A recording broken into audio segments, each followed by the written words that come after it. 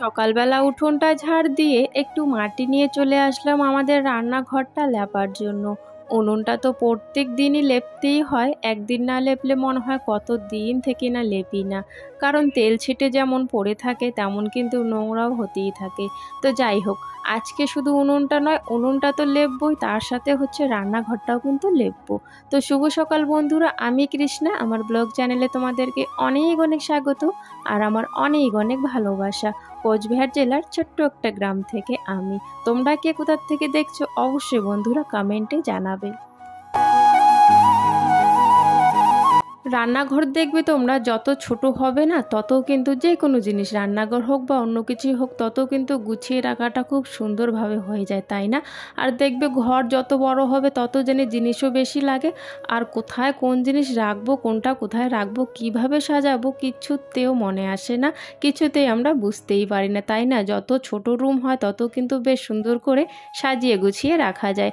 আমার রান্নাঘরটা কিন্তু বেশি বড় না, আবার বেশি কিন্তু ছোট না, মোটামুটি সাইজ আর কি ঠিকই আছে। রান্নাঘরটা চারদিকে লেপে নিলাম একটু বেশি করে মাটি দিয়ে। বেশি করে মাটি দিলে তোমরা প্রত্যেকেই জানো, যাদের মাটির ঘর আছে, একটু বেশি দিন আর কি ভালো থাকে, তাই না?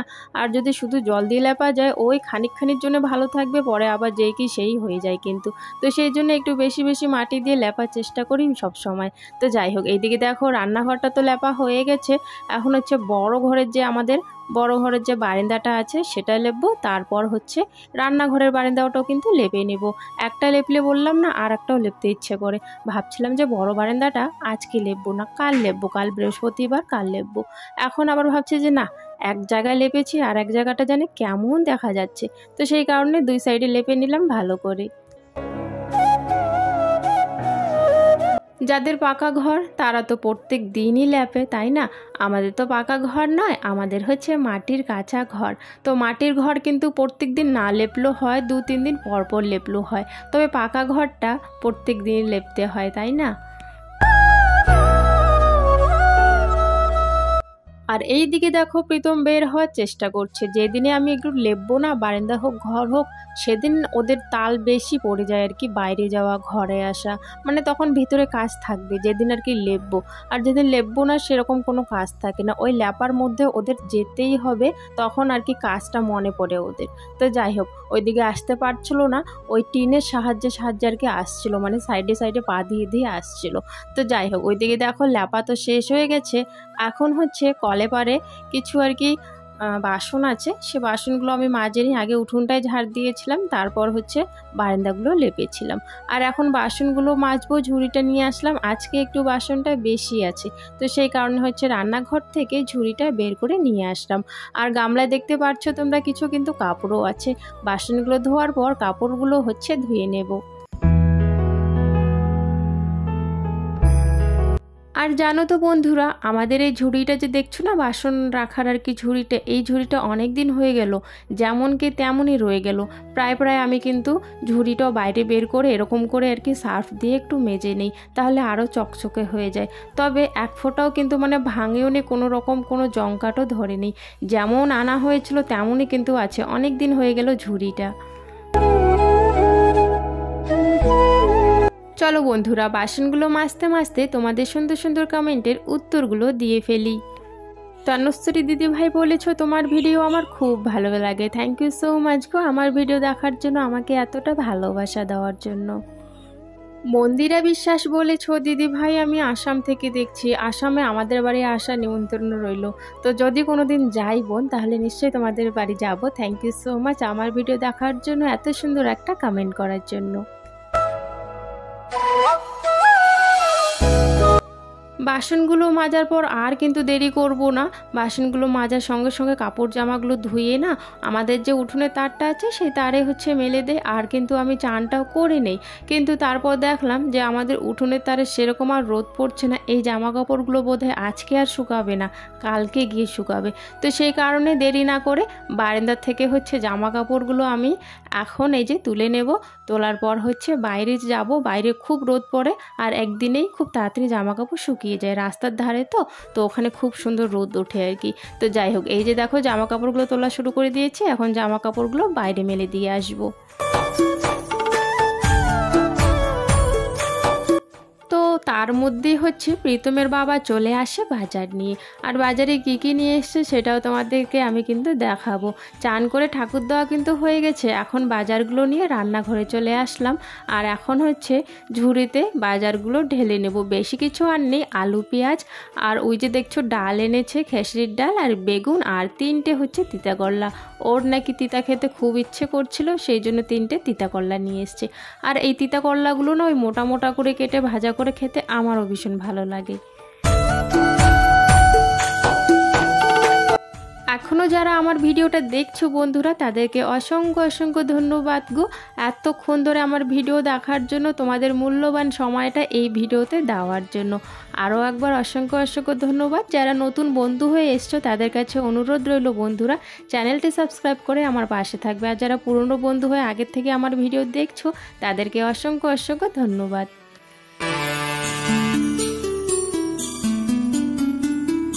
রান্না বসিয়ে দিয়ে এখন আর এই চালগুলো না আমার ঝাড়তে হয় না, কারণ হচ্ছে এই চালগুলো আমি দেখি পরিষ্কারই, কোনো কিছু থাকে না। তবে ওই চালাতে নিয়ে ঝাড়ি না, গামলাতে নিয়ে একটু করে হাত দিয়ে আর কি হাতিয়ে দেখি কোনো কিছু নোংরা নেই তো। তো এমনিতে নোংরা কোনো কিছু থাকে না, তাও অভ্যাস তো, একটু গামলাতে নিয়ে দেখি। তারপরে দেখো ধুয়ে নিয়ে হাঁড়িতে হচ্ছে বসিয়ে দিয়েছি চালটা। আর এখন হচ্ছে একটু মুসুর ডাল ধুয়ে নিচ্ছে, আজকে মুসুর ডাল রান্না করব সেই জন্য। ওইদিকে ডালটা সোমবার দিয়ে এইদিকে হচ্ছে আবার ছোট ছোট করে আলু আর বেগুন কেটে নেব, কারণ হচ্ছে রান্না বসিয়ে দিয়েছিলাম, জাল নিয়ে গেছে প্রীতমের বাবা, একটু হলেও তো মাছ আনবে, তো সেই কারণে হচ্ছে আগের থেকে আমি ওগুলো রেডি করে রাখছিলাম। তো ডালটা হওয়ার পর হচ্ছে মশলাটাও কিন্তু আমি বেটে নেব।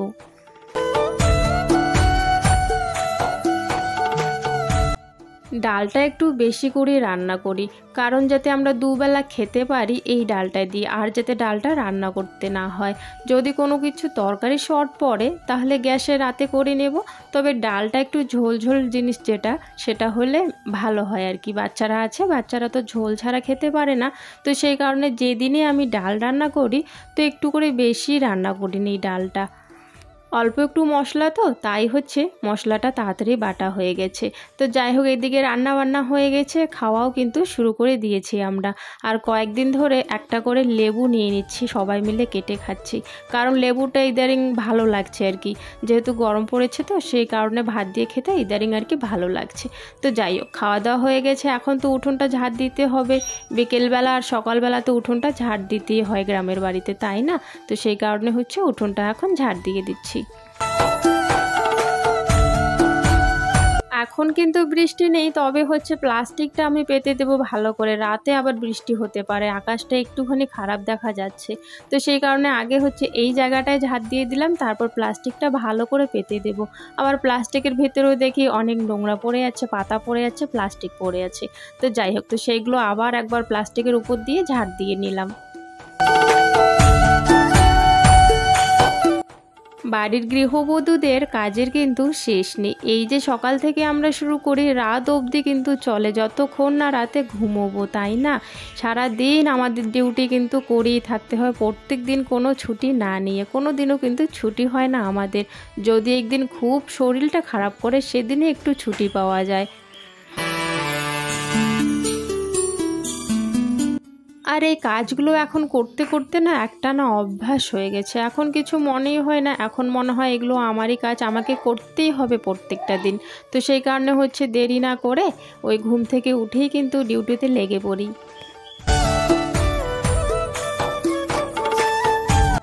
আমাদের হাঁসের গামলাতে আজকে সেরকম খাওয়ার ছিল না, তো যতটুকুই আর কি ছিল 3 জনে মিলে খেয়ে নিয়েছে, আর ওদের ঘরে কিন্তু ঢুকে পড়েছে। আর আমিও এখন আমাদের ঘরের জানলাগুলো বন্ধ করে দিচ্ছি, কারণ সন্ধ্যা তো হওয়ার দিকে মশার উৎপাতটা একটু বেড়েই যায় জানলাগুলো বন্ধ না করলে। তো সেই কারণে তাড়াতাড়ি একটু জানলাগুলো বন্ধ করে দিচ্ছি, সাথে একটু বিছানাটাও ঠিক করে নিলাম।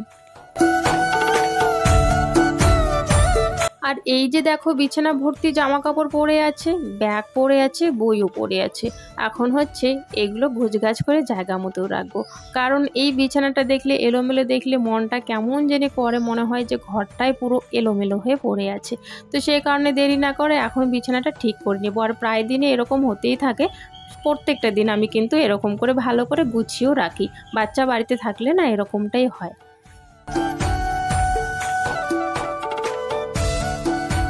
এই যে কাপড় জামাগুলো গুছিয়ে ভালো করে রেখে দেব, তারপরে হচ্ছে আবার সন্ধ্যাবাতি দেব, ছেলে আর মেয়েকে একটু বই পড়াবো, তারপরে রান্নাঘরে গিয়ে খাবার দাবারগুলো নিয়ে আসবো, খেয়ে দিয়ে সবাই বিছানায় উঠে পড়বো।